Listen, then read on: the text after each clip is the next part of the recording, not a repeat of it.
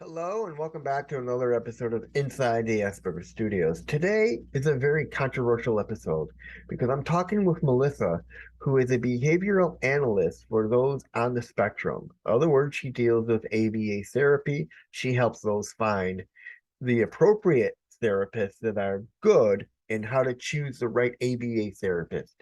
So this should be a very interesting episode. So sit back, relax, and grab your favorite beverage, and I'll see you on the other side. See you there.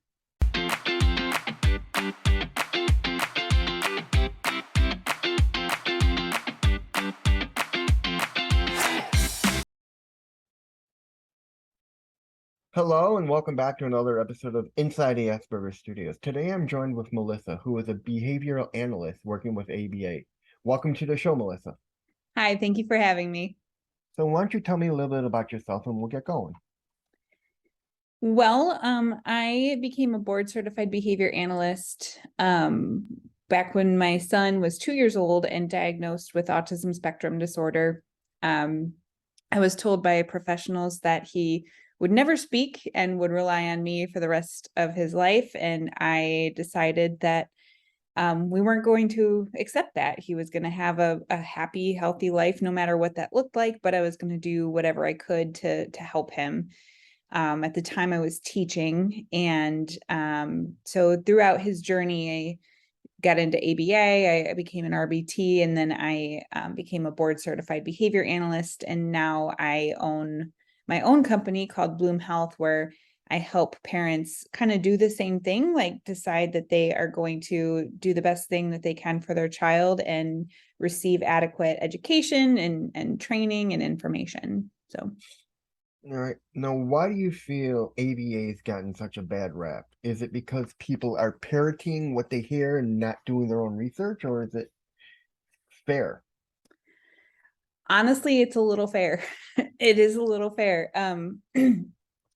ABA can be an incredible resource and a great tool just because of understanding how behavior works, especially for an individual who is nonverbal and can't understand contingencies and also can't explain contingencies well.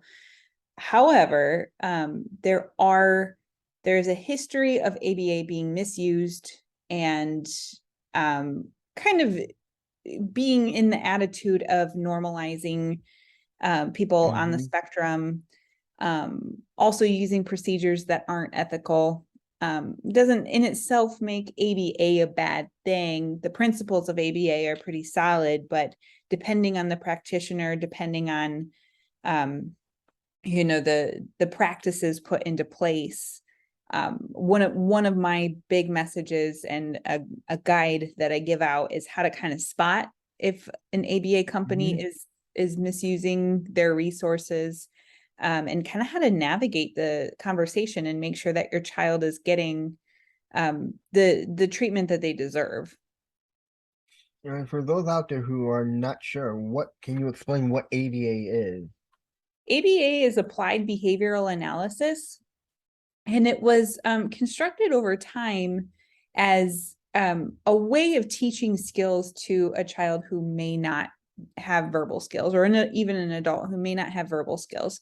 So it takes very critical skills for a child or a person to be able to thrive independently, and breaks them down and teaches them in a way that's going to make sense to somebody who may not be able to understand instructions the way that a person with a lot of language would understand them. So I think another thing that gives it a bad rep is that it is very much about repetition, reinforcement, and people look at that and they think, you know, that looks very daunting. It looks like a lot of work, but if it's done right, it's done through lots of play opportunities, lots of encouragement, and natural environment. So a child would be learning in the environment that they would already be in instead of seated at a table and drilling out skills all day. So they would be learning in their homes instead of inside a Like a office. center. I personally, there are ABA companies that do both. There's some that do center-based programming, and there's some that do home-based.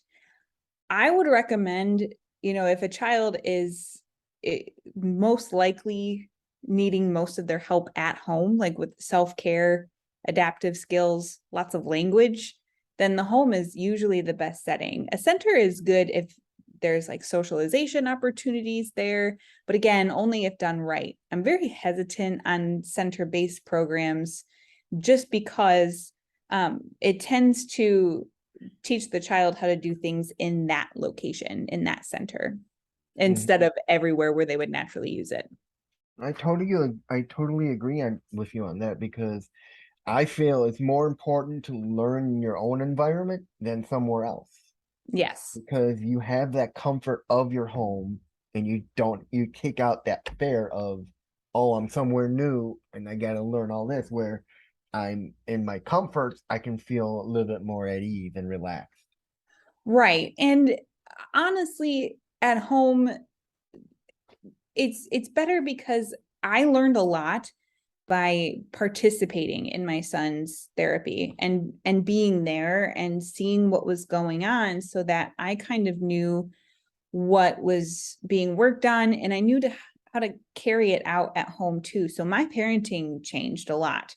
The way I reacted to certain attempts of communication, and how I, slowly encouraged but didn't expect, behaviors that may not have been appropriate for his age range. Like sometimes, people expect their kids to behave perfectly, and it's just not realistic for any child, let alone one that, you know, Mm-hmm. maybe dealing with sensory issues or maybe having to take in the environment in a very different way. So I loved in-home because not only was it more natural for the child, but then I could see what was happening and I could learn. Now, what would you say to those who have had bad experiences with ABA? How would you get them to like reevaluate and find a better ABA therapist? Honestly, if someone has experienced a bad ABA encounter, that's going to be very hard for that person to get over. And I can 100% understand that. So I wouldn't necessarily say, come back to ABA, give it another chance, because that might be a big ask for someone. But what Mm-hmm. I would say is educate yourself on what ABA is supposed to be, and that systematic approach to learning new skills, and learn how to implement some of the core foundational principles in the home.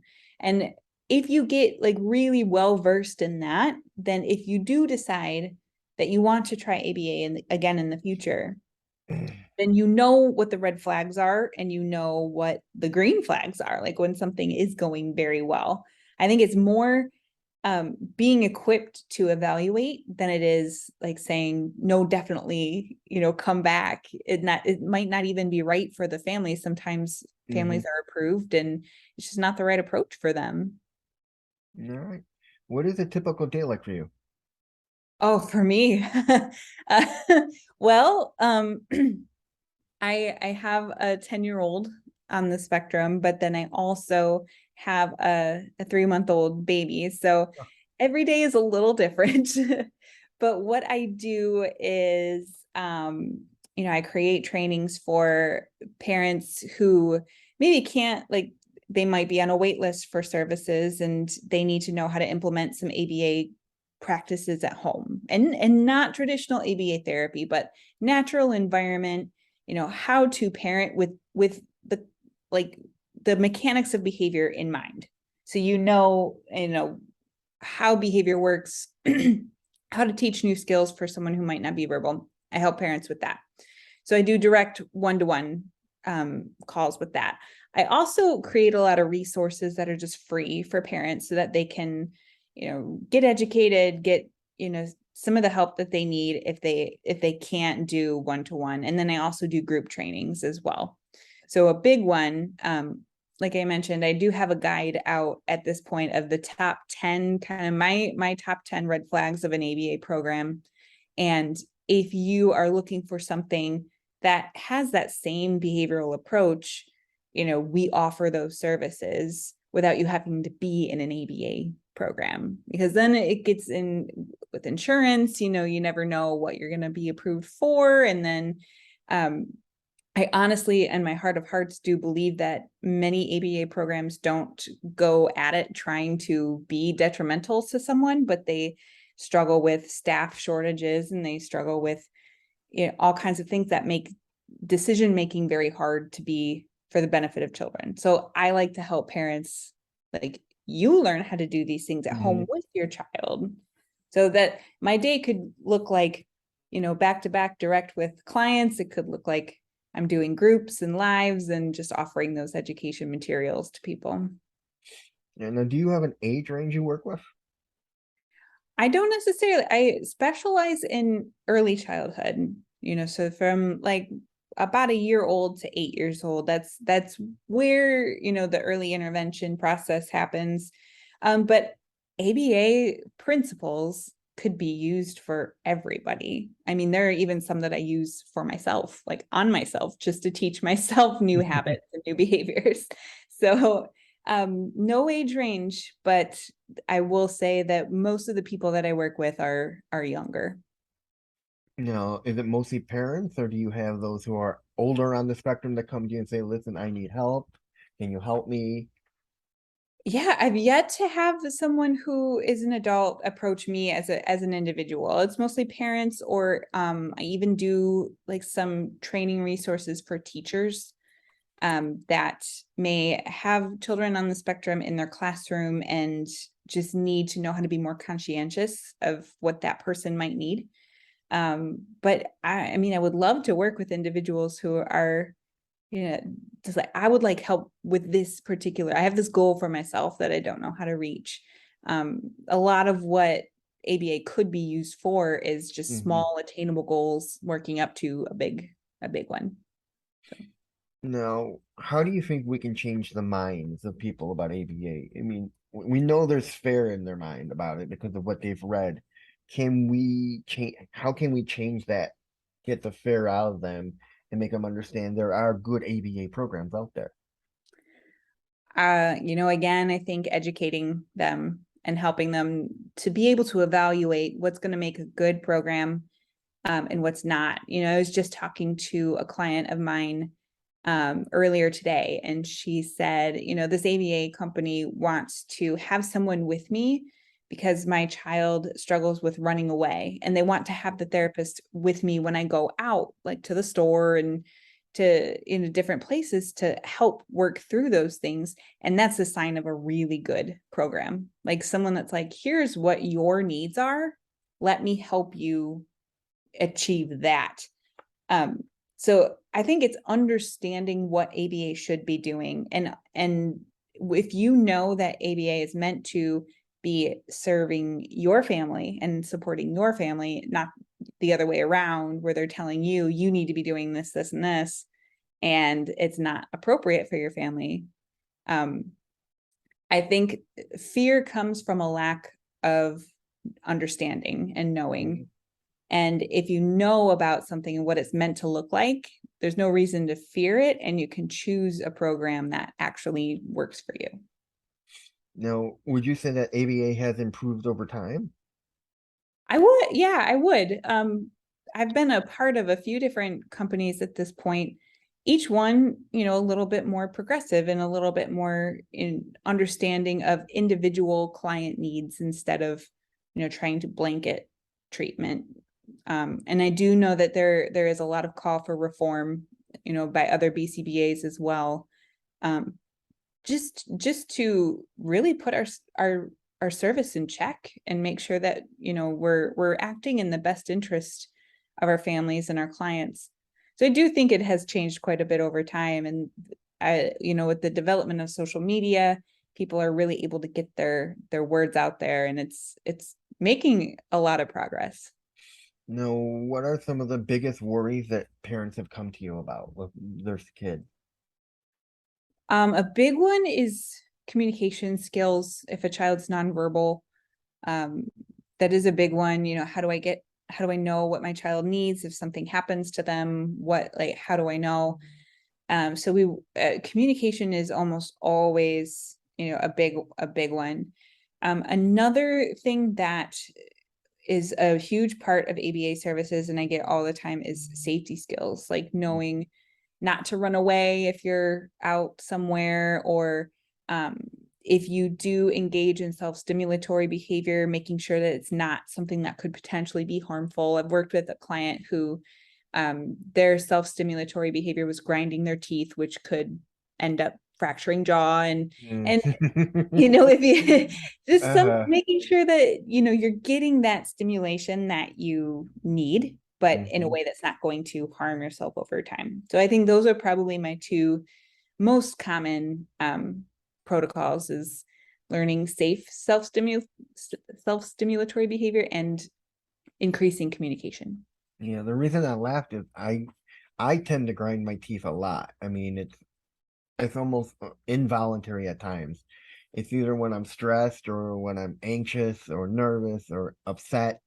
I just Yep, wind up grinding my teeth. And it's come to the point where I went to a new dentist, and after they look at my x-rays, they go to me, you grind your teeth, don't you? I'm like, you're like, you need a bite plate. I'm thinking, a bite plate's not going to help if I grind my teeth all the time. That's almost a exactly. night. That just helps at one point of the day. It doesn't help the rest. Yeah. Um, has ABA helped your son at all? A lot. We were very blessed in the fact that even though I didn't really know much about it, he had his first BCBA was incredible. And it was a very rare opportunity because the BCBA would write the treatment plans and he'd be the one to come to the house and actually work with him. So there was no like lost in translation. Like, he came up with the ideas and he put them into place. A lot of times if you have to train technicians, it's a little bit more difficult. But this BCBA really knew my son and what he needed and how to interact with them and how to get him interested in playing, cooperatively. And um, it really, really helped. I just saw my son, because my son had been in speech and OT and all these other therapies, and they weren't going well at all. But Mm. they weren't going well because he hadn't learned the value of sitting with a person and learning from them. He just hadn't learned that skill yet. And a lot of times that's like barrier number one. And if you're not getting very far in therapies, that's probably like because you just haven't learned the value of sitting with them and learning from them. And once we were able to connect with my son in that way, he really took off. I mean, I was told he'd never talk, and now he's 10 years old and hosts his own YouTube channel. And Wow. yeah, better language skills than even I have. So boy, it couldn't have been a more different outcome than what I was told. Now, how are they handling school and everything with everything going on? He's doing very well. He very much enjoys school. He actually today just he wanted to join the school's running club, so Wow. he started that. He started in a kind of a combined special needs classroom, and now he's mainstream and he's functioning very well, and he has friends that come over to the house and want to play with him, and just very happy kid. He's a very happy little guy. Now, what have you learned yourself about the autism community coming into it as an adult with a son who's on the spectrum? Well, I've learned one, that all of us have, like, being a part of the diagnostic process and seeing the characteristics. um there are many characteristics that even I have that are neurodivergent and Hmm. possibly spectrum characteristics. So we all can really learn, um we can really learn how to be sensitive and caring toward one another, because it's really not just you either have this label or you don't. It's more like, at what level do you have the characteristics, and if so, wherever you're at, how do you best learn? it's really made me kind of see every person, whether they're on the spectrum or not, as their own kind of human being. Like they are their own person and they're going to learn in their own way. And it's just really increased like my just kind of love for all that is unique. You are going to learn in your very own specific way and have your specific characteristics. And that's so cool. Like you don't have to fit into any kind of in stigma or anything that is normal, because there really is no normal. Everybody has something, everybody stims in some way. Everyone does. And learning more about these things really just it opened up my horizons quite a bit and taught me a lot about myself and the characteristics that I have. Now, have you gotten any grief from the community about you being into ABA? Because I know they frown upon it. At some points, yes. I have not very much. I've been pretty blessed. I know that as I continue on and I'm active on social media and I do have a following there, and especially with my company, like people might think, oh, you're trying to promote ABA, but I'm really not. Having been in the ABA community, I can honestly say that I don't feel that it's always the best option for everybody. Yeah, I have those letters that can attach to my name as a BCBA, but that just makes me more conscientious of who needs something like that and who doesn't. So I'm very careful. I don't promote ABA to everybody, and I don't say ABA is the best thing on the planet, because for everyone it's not. Like for some people it's great, it worked well for my son, but it was because of the way it was done. So anytime someone does have a negative comment about ABA, I'm usually just very much like, I'm really sorry that happened, and that you have this opinion on it, and I'd love to hear more of why that is. What are there any questions that I can answer for you? So yeah, at times, but not much. Now, let's circle back to your son for a minute. How did he handle during the lockdown? Because I know a lot of people on the spectrum have had troubles with the lockdown. Yeah, he did. He did have a little bit of a tough time. What I was very grateful to have had, my education and training during that time, because I was able to put some stuff into place that helped. If I broke his day up and I created like a visual schedule for him, like, we're going to work on these things, but let's do it in an order, and you can check off this list when you're done with these things, and you can take a brain break and do the things that you want to do. That helped a lot.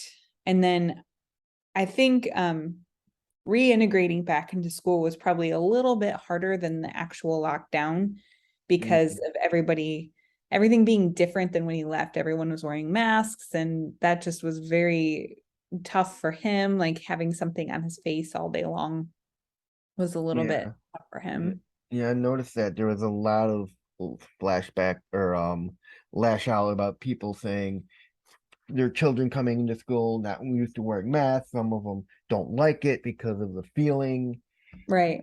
I mean, yeah, it's a tough thing. I mean, you're going from sitting in your own home, comfortable, doing a Zoom class, to going back to school and everyone's wearing a mask and you got to wear it for 8 hours a day. Yeah. You can only take it off when you eat.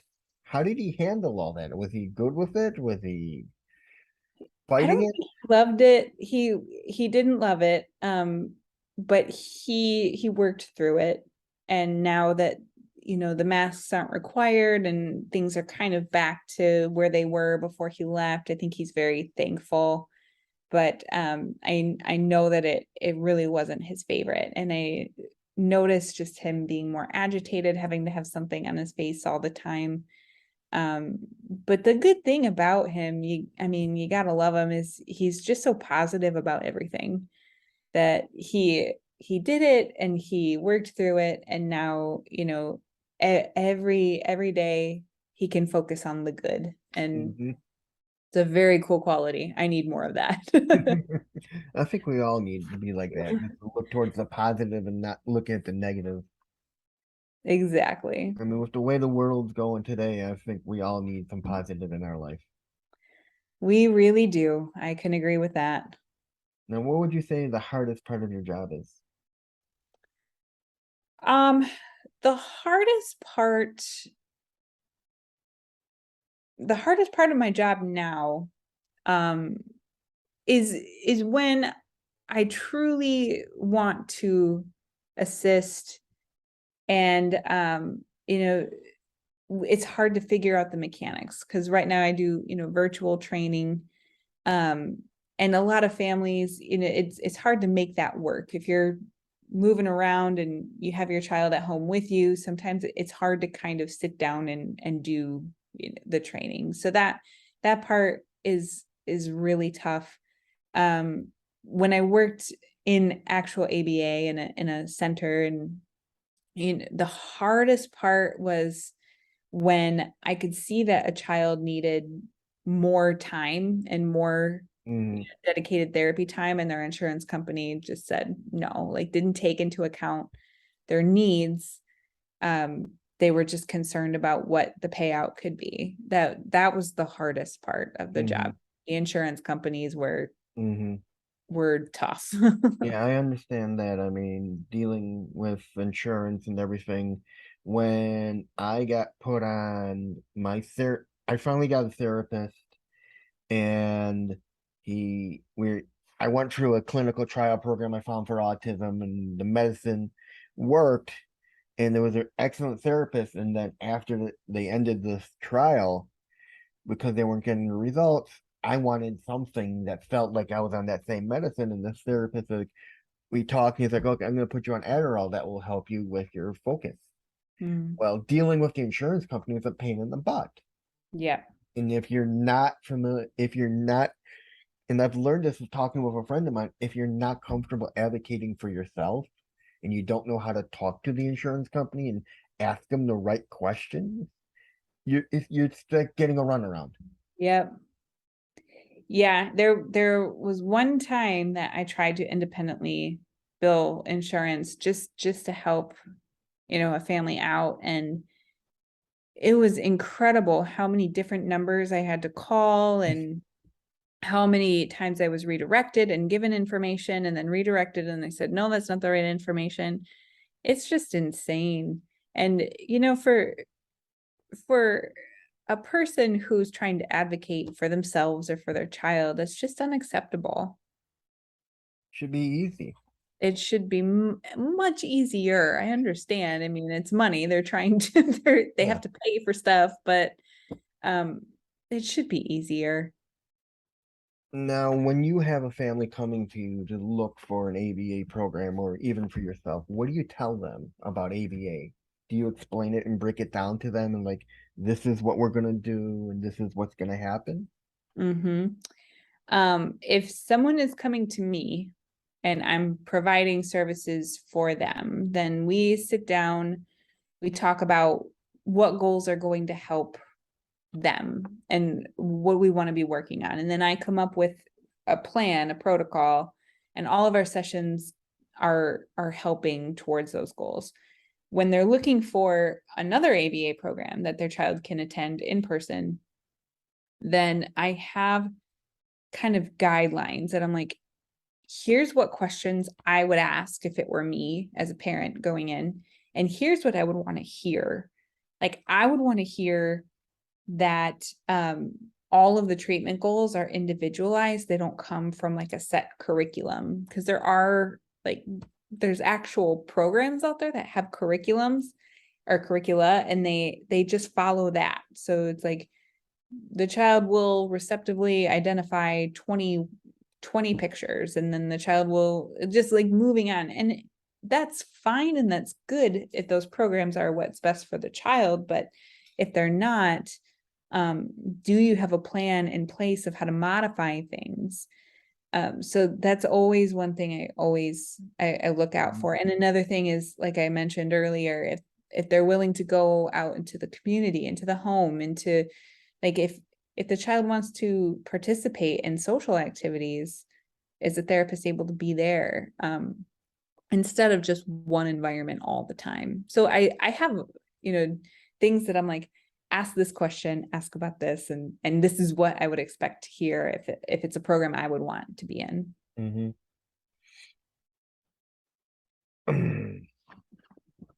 Now, how hard is it when you're working with someone who's nonverbal to get them to the point to where they're finally able to talk? I wouldn't say it's hard. I would say it's systematic. So it's a long graduating process, and a lot of it has to do with there's BF Skinner, who kind of is the first person to start implementing like an ABA. He categorized verbal behavior, like what are the different ways in which we use communication and how can we train those ways. And the first one that you work on is called a mand, or it's a request asking for something. That's how we get command, demand. It's all like Mm-hmm. it's an attempt to get. And that's obviously the most motivating. So the way that I approach language is, it's not that I want to teach the child to talk. It's that I want the child to want to talk or want to communicate and realize that there's a value in doing it. Like, if I work on this, this benefits me, because otherwise we're pushing an agenda on someone that is not something they're asking for. They're not asking to be taught how to talk. They need to see the value and want to learn. So I start always with something called a mand training, where all we're doing is we're in a play environment, and I try to bring things that child is really going to enjoy and really going to love. So if the child loves bubbles, I hold the bubbles and I will blow the bubbles and try to teach the child how to ask me how to do that. So they're getting something they really, really want, and they're noticing, hey, when I interact with you and I say something to you, that produces something that's good for me. And I think that's where things get switched up in a lot of ABA programs. It's like the parent wants the child to talk, so we're going to work on this way of trying to get them to talk. I don't think that is the first goal. The first goal is, let's teach this child that there's value to talking and value to communicating. And then from there, I mean, it's just very systematic steps. When the child starts to learn, like, hey, language is good, I like it, then we start to train, here's all the ways that you can use your language. Here's how you label things that you see. Here's how you interverbal, we exchange, different phrases and create a conversation. All of those are really great and good, but step one is, creating the motivation, Mm-hmm. knowing that it's for something. So like if a client wanted water, you kind of teach them, if you ask me for the water, you get rewarded with the water. Yes, but not in a way that that would ever deny access to things that they really need. Yeah. Like, if they Yeah, need I water, understand. they need water. They Yeah. can have the water. But I might, you know, if they want to go swimming, or they want to, different Yeah. ways to get things that they want, not necessarily a need. But if I were to start to teach them what water is, like if they need the water, I give it to them, and I can like tell them that that is water, because eventually at some point, if the water is not in sight, I want them to still know how to ask me for it. Like if we're out and in the car and my child is thirsty, but there's no water around, I would want him to be able to say, I'm thirsty, I need water, or something like that. But I always typically start with toys, with videos, Mhm. things that aren't an essential, but things that the child might really want. I mean, I can see how important that is, because when you get that want, that ask for the want, they realize they get rewarded by asking. And Exactly. in their mind, that registers to them, oh, if I ask and if I verbalize, I'm able to express what I want and I get it, Yeah. instead of pointing to something. by verbally saying something. Now, do you have clients who almost have trouble getting that word out because they have never spoken? At times, but there's lots of cool ways to help with that. So you can use two different communication styles if you're building up one or the other. So for my son, when he started, he he was starting by using a communication device, and he would listen to videos and he would pick up Mm-hmm. words there, but he was not quite getting that these words and these phrases, I can also say them and get an outcome. But when he learned how to use a device, he would press a button and the button would say the word and he could repeat it, and he started to learn, like, hey, I can just say it. So you, if a child hasn't talked before, then there's lots of things that you could do to practice and still work on communication. I think people get wary of communication devices because it feels like they're giving up, like they're resigning to the fact that their child Mm-hmm. won't talk. But in all honesty, like it helped my son just to start talking because he was hearing those words over and over, and he felt more comfortable saying them when he could hear them more. Yeah, I talked with a guest who works with getting those devices out to the kids and how Mm-hmm. important it is because they get the software, they get the iPad with the specialized software that has all the vocabulary, and I can understand how important the that device is. If you're nonverbal, the world must feel different to you. Yeah. I mean, your son must, when he was younger, he it must have felt weird for him to hear all these people talk, and I get bet you inside he just wanted to say it, but he somewhere inside he couldn't. Yeah. I definitely felt for him because when he was nonverbal, he was overstimulated a lot. Mm, And I think it's because part of it is like exactly like you're saying, you can hear everything people are saying, mm-hmm, but it's hard to process what those words mean, and mm-hmm. it's hard to feel like you can participate in it when you can't say it yourself. And I really did feel for him in that time, and I think that's why I wanted to get the training that I wanted to get, because whether or not he actually spoke a word in his life, that part wasn't as concerning to me. What I was concerned with is, how are you heard? How are you, like, how do you communicate yourself to me or to people that you want to be heard with? So, I was willing to try pretty much anything. Mm. We tried PECs and those darn things. I mean, it's a great system, but if you lose one, or if you don't have a PEC for something that he needed, it was tough. But the device did help him quite a bit. I've always wondered what in the autism world made how do you wind up nonverbal?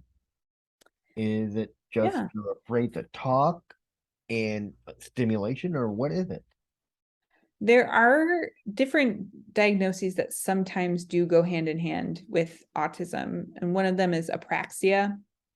Apraxia of speech is uh, a diagnosis for when the connection of your receptive language Mm-hmm. going to your expressive language, there's something that gets very mixed up.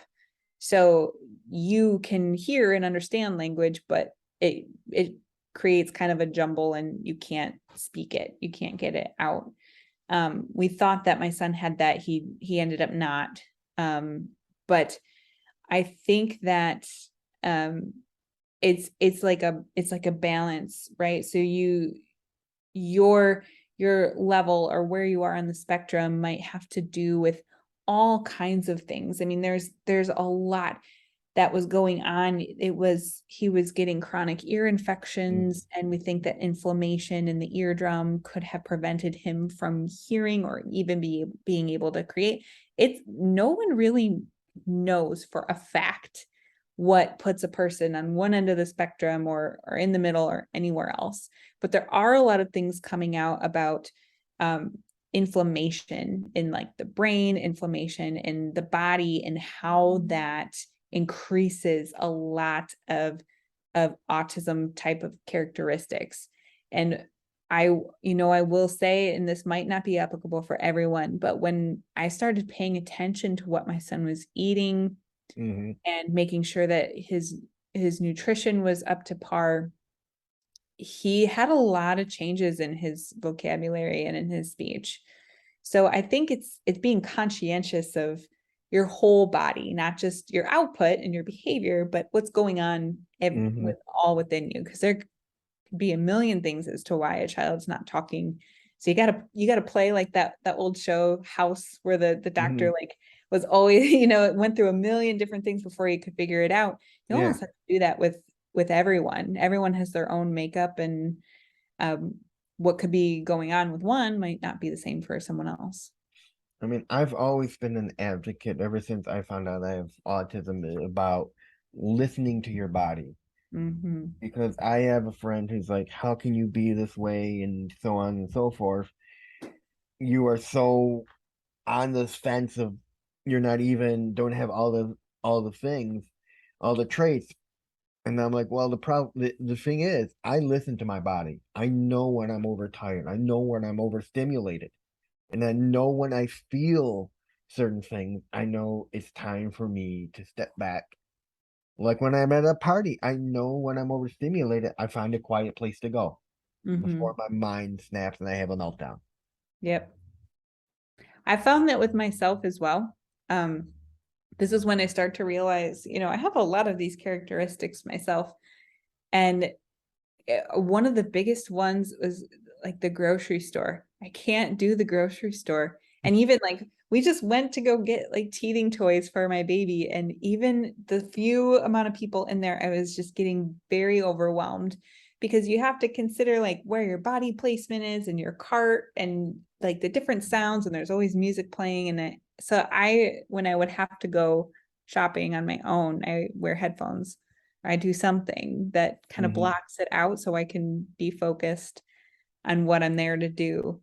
Um, and at first I thought, like, is this just something I don't like? But no, that's just the way I receive stimuli, and I just need to be conscientious of that. I So we mean, all have our things. they've always said that the autism is hereditary in the fact that you either get it from your mother or your father. So maybe you could be on the spectrum. Have you thought about getting yourself tested? I've done self-tests. I mean, at this point, if I've, been through, um, the education that I have, and it's more, there's not really a ton of treatment for people my age with my type of characteristics. So I haven't thought about getting myself, clinically diagnosed, because there's not a lot out there for me at this point. But I do self-tests and self-evaluations, and they do meet the criteria. And what's funny about genetics and hereditary is that it's like one small part of it. I follow Dr. Mark Hyman, and he does like a lot on functional medicine. And if you consider, the prevalence of autism, where a couple decades ago we're looking at 1 in 5,000 children might have it, and now we're looking at like 1 in 44. Genetics just, they don't change that fast. Like they can't evolve for it to be, hardly anyone to now almost everyone. Like it doesn't add up. But what does add up is, if you share genetics, like my son and I, um, if I'm sensitive to something in the environment, and I'm sensitive to something in my diet, and I'm sensitive to certain stimuli, it's likely that he would be sensitive to those things too. So the same things that would cause inflammation for me are highly likely. So for instance, I tested going off of gluten. And this isn't right for everyone. I'm not saying everyone should be on a gluten-free diet. I'm saying, like, for me, I noticed high amount of irritability, um, you know, much more fatigue, dark circles around my eyes when I was eating it. And then I also noticed the same with Caden, but with him being so young and not being able to articulate every feeling that he might have and every frustration he might have. It comes off as overstimulation. It comes off as having a meltdown, and really his body's just trying to process through the things that I also can't tolerate. So genetics are a huge part of it. And yeah, I do consider myself probably somewhere on the spectrum. I haven't tried to get diagnosed because there's no therapy for 36-year-old BCBAs who discover they have it. Now, what is your feeling about masking in trying to pretend you're somebody you're not? Are you for it? Are you against it? Always against. Because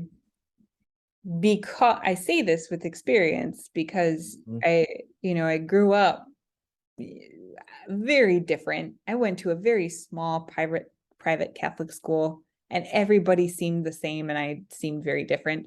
So I lived a lot of my life just trying to fit in the best that I could. And it's not only is it very taxing on yourself, it takes a lot of your energy, and it never really works anyway, because what people think is cool or what people think is acceptable is highly depending on whatever group, and it changes all the time.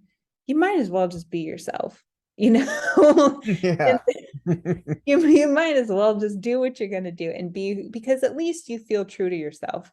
I think the biggest feeling for me was when I was doing those things, I just felt a betrayal to myself.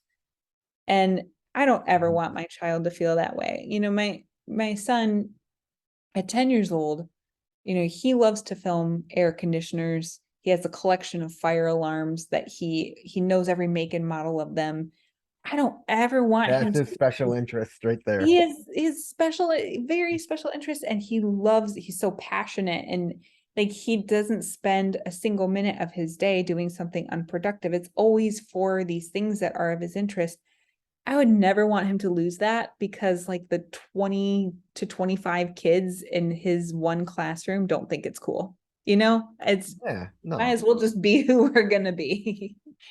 I mean, I've talked with many people and they've all said that their sons or their husbands who are on the spectrum come home exhausted and have to find a place to mellow out for at least 45 minutes. And I'm thinking to myself, why? It's not even worth masking if you have to come home and unwind for that Yeah, long in the place of quietness. No, I've been against masking for the longest time because, as many people say, why should we hide our uniqueness?